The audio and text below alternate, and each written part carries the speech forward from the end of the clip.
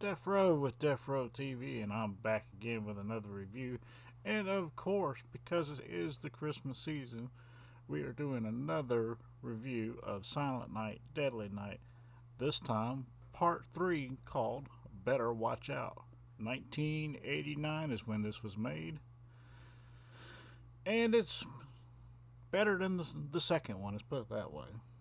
Still not great, but still somewhat better than the second one. So let's get going with this review. But before I get started, hit that like, subscribe, hit that notification bell so you know when I'm going to put out another review. And tonight's review, like I said before, is Silent Night, Deadly Night Part 3, Better Watch Out. Now, this is the last time you'll see one or the other brother, in this case, Ricky again from the second movie, and this time he is played by Bill Moseley in this part 3. And apparently he's been put back together by these doctors after he was shot up in that second movie, like we saw earlier. And he is in somewhat of a comatose state at the beginning of this movie. And the woman that you will see playing the main character in this movie is Samantha Scully playing Laura. And then you have a few other guys. The brother is played by Eric DeRay, which is Chris, and then the love interest of his is played by Laura Herring, which is Jerry. And then you see later on that actually Robert Culp is in this movie as Lieutenant Connolly, who apparently was one of the guys that shot up Ricky in the second movie. Well, really not there in the second movie as Robert Culp. Probably a different character, whatever.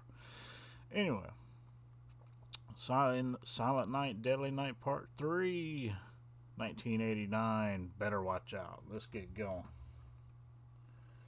So we start off, and it's showing Laura here, and she's like stuck in this like dream state.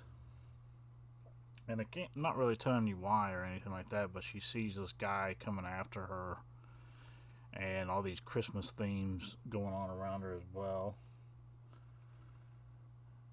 And she can actually, in this dream state, she can actually see. And you find out later that when this is an actual dream, she's like sharing a dream state with Ricky, which is the killer from the second movie, the younger brother of Billy from the first movie that dressed up as Santa and went around on a killing spree. So this is the last movie actually that will feature any of the original story from the first movie. I think after this movie, 4 and 5 have nothing to do with the originals. With the original movie to begin with. So, anyway, this doctor is trying to, map this comatose brain using Laura as a way to communicate with Ricky, the comatose killer, I guess you could say. Anyway.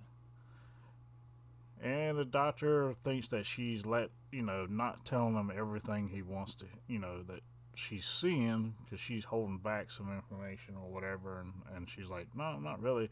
And really what it is probably she can't remember, and you can't remember everything from your dream. So, but she does like have hints of things to happen, or like what Ricky is thinking about doing or whatever. And you find out later on she's sharing somewhat of a psychic connection with Ricky because of this shared dream state. And then you finally get to see Ricky on the bed, the comatose Ricky. And they had this cool looking skull cap on him, I guess you could call it. Like I said, he was shot up and everything by the cops and everything. So apparently these doctors decided to put his body back together and put his brain back together, and they have it in like this clear weird hat looking thing where you can see his brain, and it's kind of a cool effect. I mean, I'll be honest with you. And the whole point of them doing this was to try to figure out what makes these serial killer brains work or something like that. I'm not quite sure exactly. And they're using Laura as a way to get inside his head because he's basically in a coma now. Anyway, and things progress on. Laura's being picked up by her brother, and the brother is taking them to Grandma's house for the evening. So that's what you see here. There you go. The brother picks her up at the hospital where she's doing the experiments with the doctor, and they head up to Grandma's house. Nothing good happens when that's the setup. So we go back to the hospital later on that day, and there's this dude walking around with a Santa outfit, of course, and he's visiting these patients at this hospital, and of course he's wandering around drunk and wanders around into one of the worst places he could wander around into, and that is Ricky's comatose state. Somehow it wakes him up, and she is seeing things as they happen somehow, but she thinks it's all in her head. She doesn't really think, and she's talking to that psychiatrist about this. And then I cut back to the hospital, and the Santa Claus is lying dead on the floor, and Billy has left the building. Because something has woken him up. And of course, he killed the old desk clerk on the way out. And then, of course, you see Bill Moseley's Billy outside with a little headpiece on, which, I'll be honest with you, that's a cool little effect.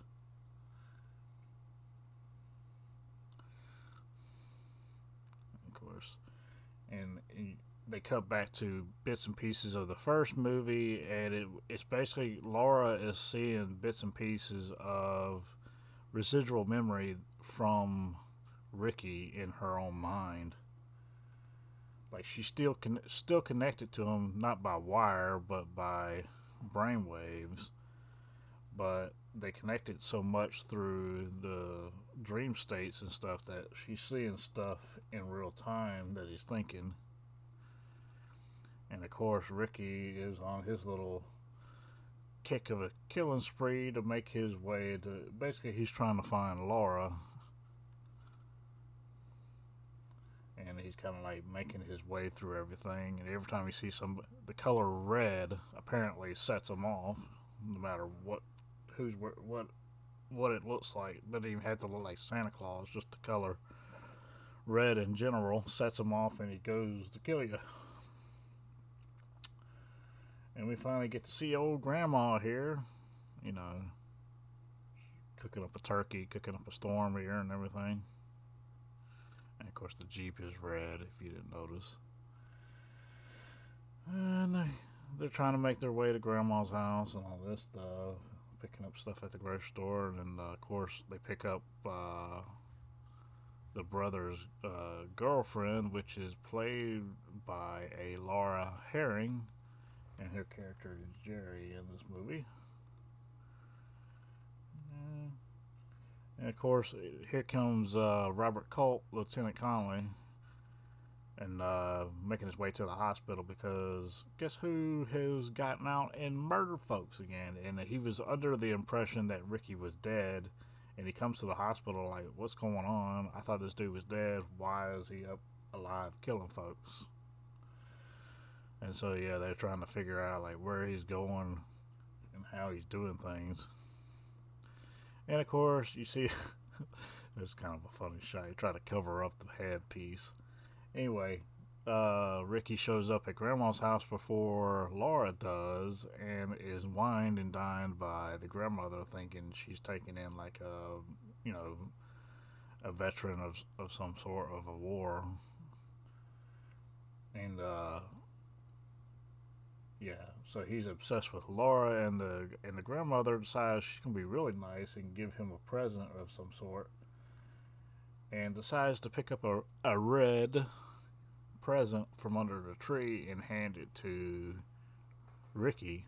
Now, the granny in this movie is played by Elizabeth Hoffman, and of course, this is pretty much the last time you see her, except in a different form later on, equally dead, because she decides to give him a red present, and of course, it cuts away from here and shows this scene right here of her like screaming, and then of course, the rest of the the Laura, Chris, and Jerry show up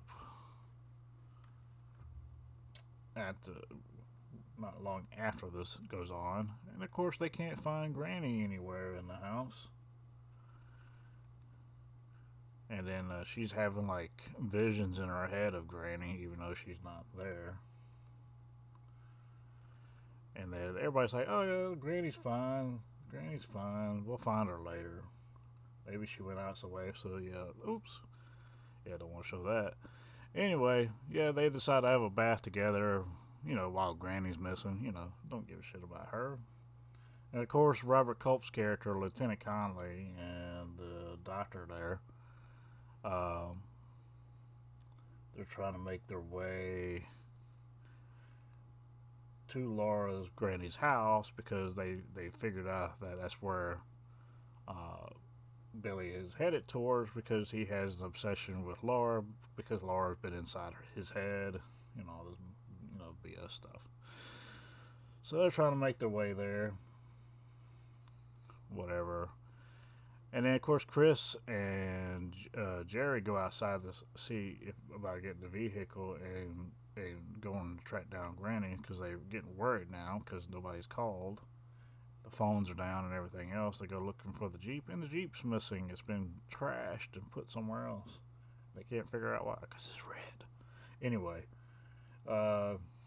so yeah, that sucks. They can't find the Jeep, and so all of a sudden, they cut back to Lieutenant Conley. He's at the gas station that Billy stopped at and killed the gas station attendant because he came out with a red Santa Claus hat. He's like, oh, and then the doctors are like, oh crap! I can't believe I should have just left you alone. Shouldn't have done anything with you. Shouldn't have brought you back to life and all this other stuff. I shouldn't have been playing with your brain and all this. Basically that's what's going through the doctor's head. And so the three kids there at Granny's house are trying to figure out what they're supposed to do. And then that's when Laura starts having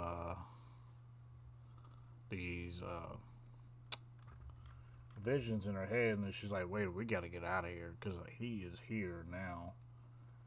And then of course, all of a sudden, Billy just reaches through the dang door. It grabs. God, I'm gonna try if I can get it right here.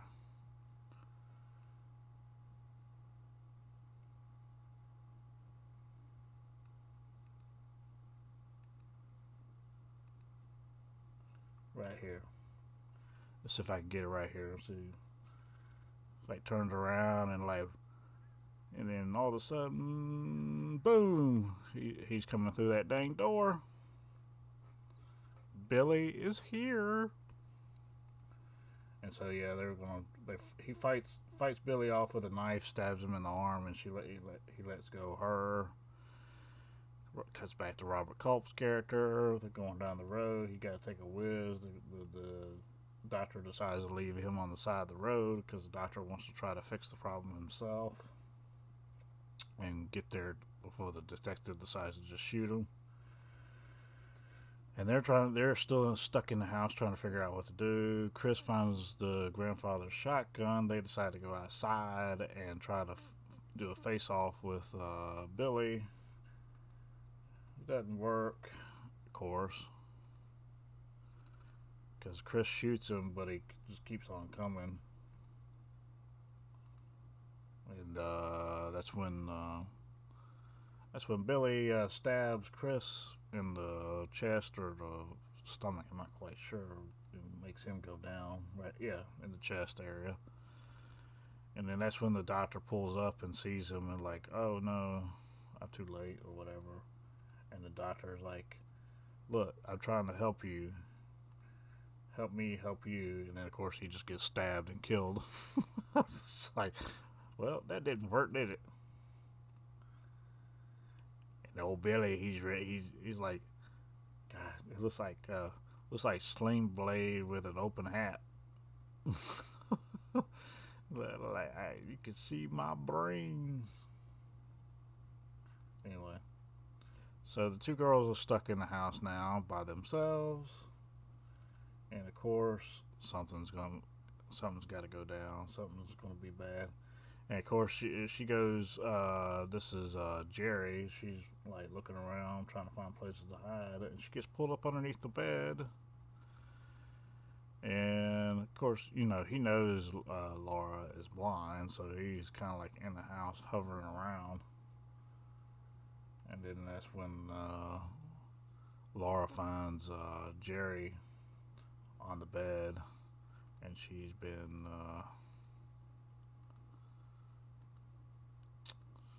try to hide. See if I can find it.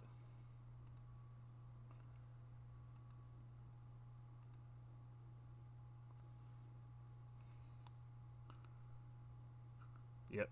And of course, Jerry has been stabbed and murdered by Billy. Because, you know, that's what he does.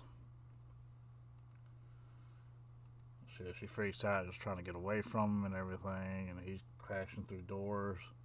Say, hey, look at my brain. Look at my brain. I ain't got no hat. Jesus. I swear, he just looks like a demented Sling Blade, man. This is just funny. Anyway, Billy's trying to get her, of course, in pursuit. And then, of course, she finds Granny's body in the basement, of course. And apparently, her Granny spirit's talking to her quite a lot. Anyway, Chris shows up for one more little duel with him. Got the shotgun again. Shoots him. I think actually hits him this time, but it still doesn't stop him. And then of course, you know, Billy does more damage to Chris. Chris goes down again. That's when Robert Culp's character shows up. Like, hey, told you, and finds the doctor dead in front of his car. And like, you dumb son of a bitch, you know, why'd you do that? Of course, he's dead. And of course, yeah, I mean, he finds Laura and Billy, and I think they ends up just shooting Billy all over again.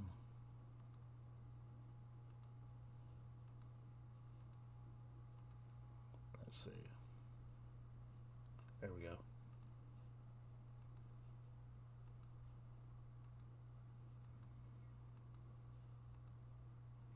Yeah, he dies.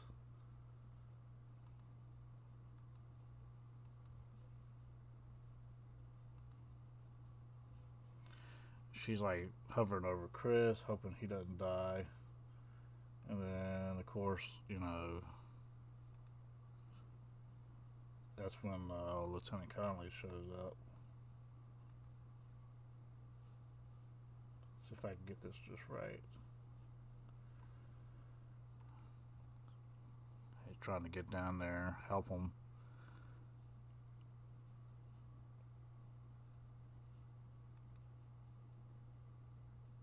Not sure what's. Hold on.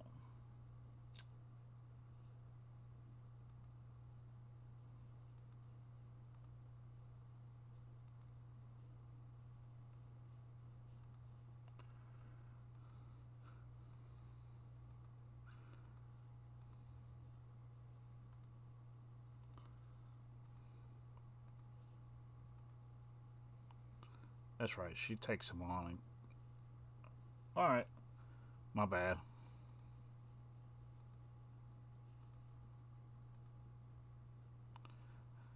yeah, she finally gets him with a knife through the, you know what, and he finally chokes. Billy's finally dead. And, yes. I'm sorry that took so long to figure that out. I was trying to remember exactly how he died. I thought he was shot, but he was shot by the shotgun by Chris, but then Laura finally got him with a huge blade through the chest, as you saw there. And then, of course, Lieutenant Conley, Robert Culp's character, just shows up after everything's already happened. It basically puts Laura in his squad car and drives her off. It's like, hell of a Christmas Eve, don't you think? And she's like, yeah, yeah. Not cool, but yeah. Yeah, it was. And then, of course, that's the end of the movie. And, of course, at the very end, let's see what. At the very end of the movie, Bill Moseley's character shows up as Ricky with a tux on and a Happy New Year. And then that's pretty much the end of the movie. So, yeah. So, yeah. I don't think this was a great movie, honestly. I put this one just in line with the second movie. Still not as good as the first movie. The first movie is still the better one out of all of them so far. We still got 4 and 5. But 3 is pretty much on par with 2. I mean, it's a little bit better than 2, but not by a huge margin of any sort. I mean, they kind of jumped the shark with trying to carry on with the first and second story with you know, Bill Moseley reprising the role of Ricky and being resurrected by doctors with this weird ass brain skull cap thing that he could see his brain. So it's all kinds of weird. So I mean, I give this one, you know, the same 3 stars as the second movie. Not as good as the first movie.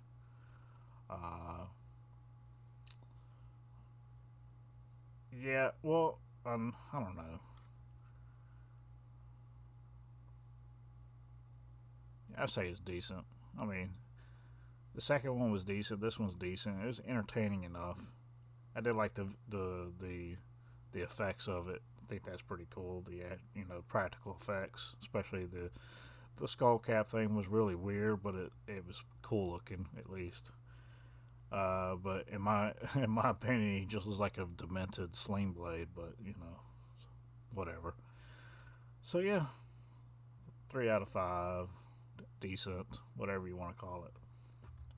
And that's my thoughts on Silent Night, Deadly Night Part 3. Better Watch Out, 1989. And that is me, Deafrowe, out.